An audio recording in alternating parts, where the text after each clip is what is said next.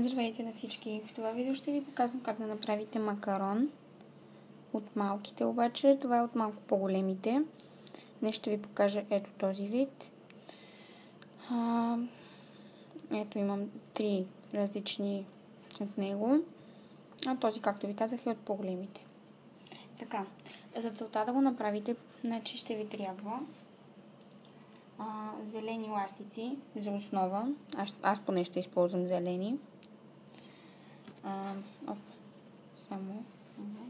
Ще ви трябват от тях около 41 ластика, 10 бели, само да ги извадя всичките, и ще ви трябват 2 жълти ластика за панделка или какъвто цвят вие се изберете там за панделка. Ще ви трябва S-образна кука и аз само да си сложа ластиците тук. Така.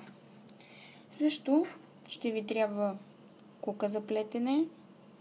Ако нямате такава голяма, просто използвайте малко, защото днес ще използваме накрая малката, като съединяваме всички части. Така че, да, аз ще използвам тези 2 куки.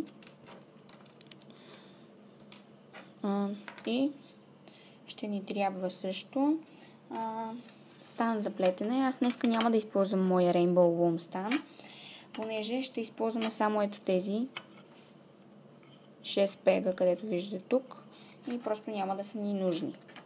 Няма да ми е нужен толкова голям, но вие ако искате го направете на голям стан.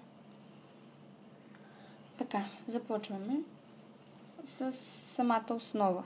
Взимаме един зелен ластик и го слагаме така. Правим също и от другата страна.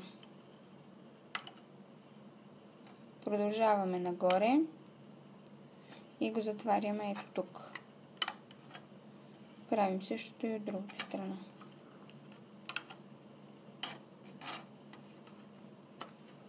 Сега, това, което ще направим, е поставяме на нашия стан и така, което използваме отделно. Започваме, следно ще плетем фиштейл. Ето така слагаме 3 пъти и накрая правим кепебенд.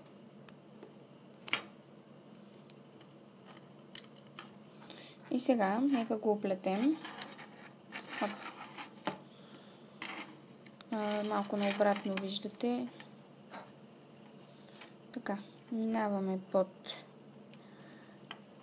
кепбенда и взимаме еластика. И така, вие знаете как се плете.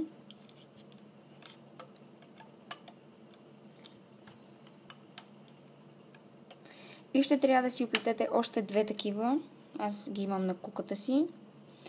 И сега хващате с куката е този край, а другия той си е закрепен. Взимате го и единия край ще закачите ето тук.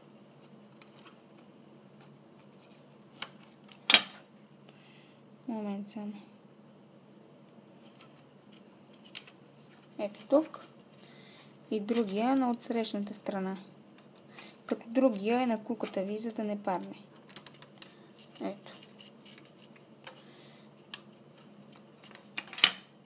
Гледайте да не заемате тази област, да няма нищо върху нея. Сега, взимаме тук същото, за следващото ни. Надявам се вие да сте си ги оплели. Ако не, просто паузирайте видеото. И след това вижте как се продължава. Значи, слагаме тук.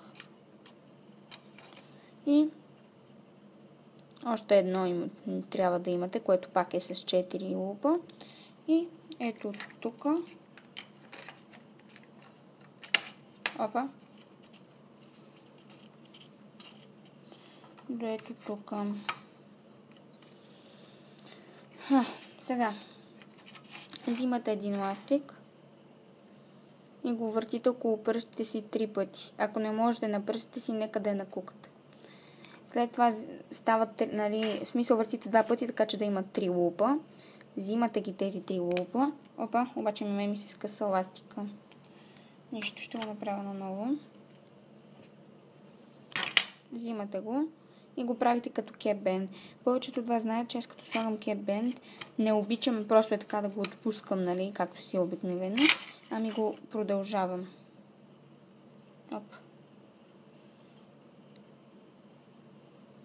Момент само. В смисъл е така го разтягам ластика, защото е много по-удобен. Сега, нека обърнем стана ни и минаваме под ето това, което виждате тук. Под него и взимате първия еластик. Опа.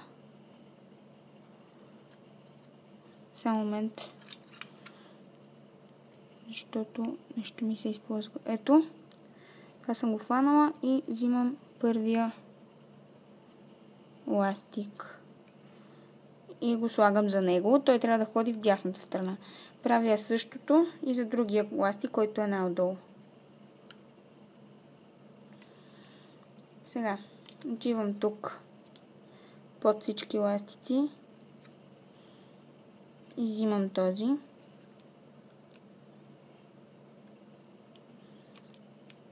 Тук правя същото. Оп, обаче момент да си го отделя. Ето така. Взимаме го и го слагаме тук. Правим същото и от другата страна.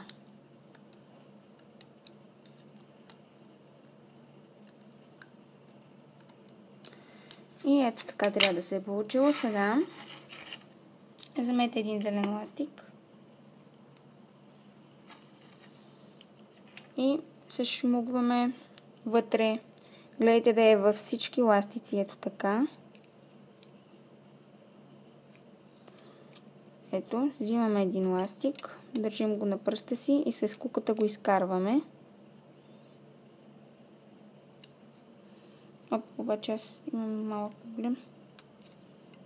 Готово. Ето. И взимаме и другия край върху куката и правим slip knot. Ето така. Ще ви покажа по-лесно как се прави. Взимате задния ластик и този го дърпате. И сега може да го извадим. Направихме първата основа на макарона си.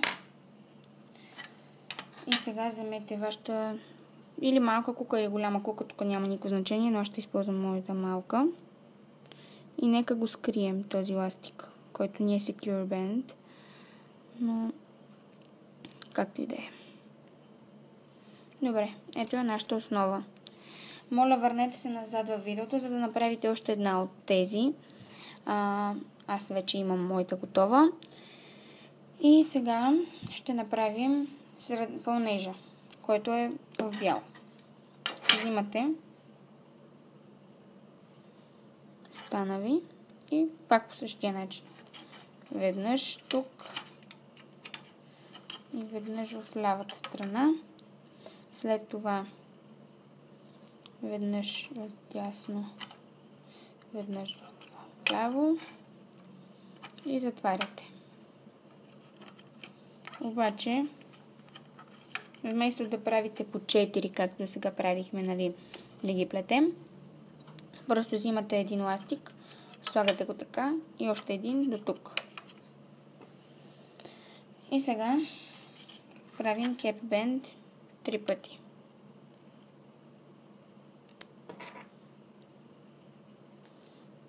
И ако, както ви казвам, аз обичам cap bend да го разпускам на 2 пега. Така, както и да е. Взимаме първия ластик и той трябва да ходи напред и взимаме след него. Така, и го слагаме пак отпред. Взимаме тук вътре първия ластик, той трябва да ходи в дясно. Може и, зависи в подредбата, ако сте го подредили по друг начин, може да ходи и в ляво. Няма значение. И този трябва да ходи вече в другата последната страна.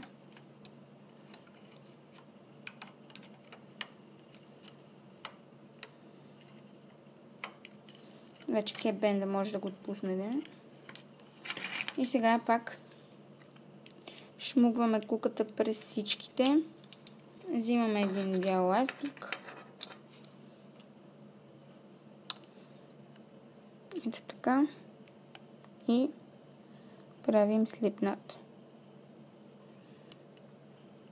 Оп.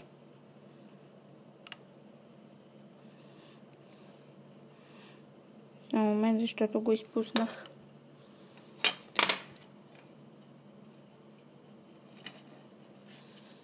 Както и е, ето правим слепнат. И сега пак може да го извадим с кука. И нека да скрием Secure Band ни.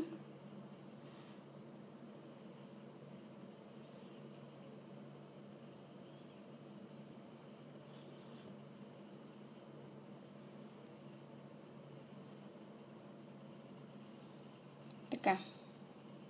Само момент още веднъж. И вече сте направили всичко необходимо. За сега да е. И имате всичките части. Сега обаче взимате цвета на пандълката си и го слагате ето тук. И след това взимате едно зелено ластиче. Обаче малко по-нагоре, защото иначе не успея. И така, минавате под тези два ластика, ето така, отдолу. Взимате зеления ластик, прехвърляте го отгоре, докато го държите от тази страна с пръст и го слагате обратно на куката. И пак правим слипнат.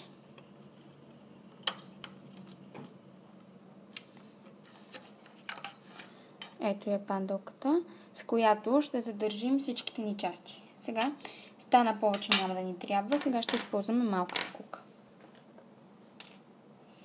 Взимате, значи първо, аз препоръчвам, така да си го подредите в макарона. Като тази доблената част от едната страна да е отдолу, от другата от отгоре. Тоест е така.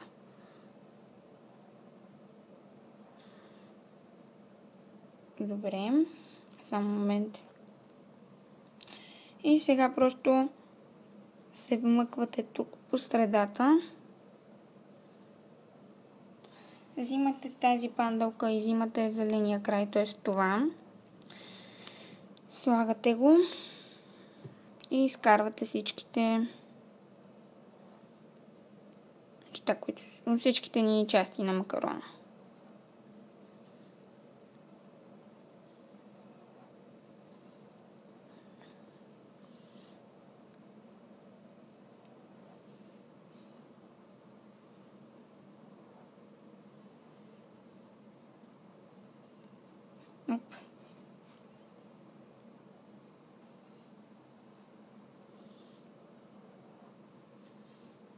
Ако не ви харесва как се е подредило, просто махнете това пандълката и пак го направете, докато не се получи. Оп. Както виждате, на мен ми излезнаха Secure Band-овете, така че ще ги скрия после. А това, което седи сега тук, ще влезна някъде просто и ще го сложа ето така. И това нещо, което сега седи на куката ми, взимаме S-образна кука и го закрепваме и го скриваме вътре.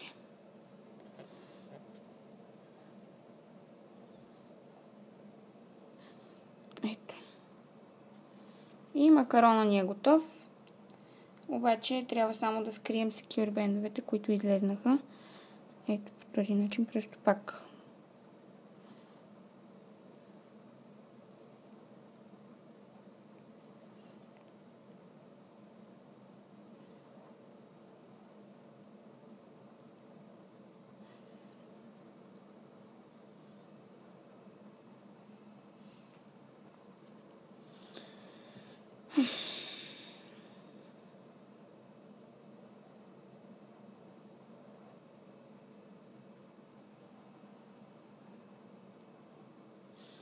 може малко така да го стиснете, за да придобие по-хубава форма. И ето го нашия макарон с останалите макарони.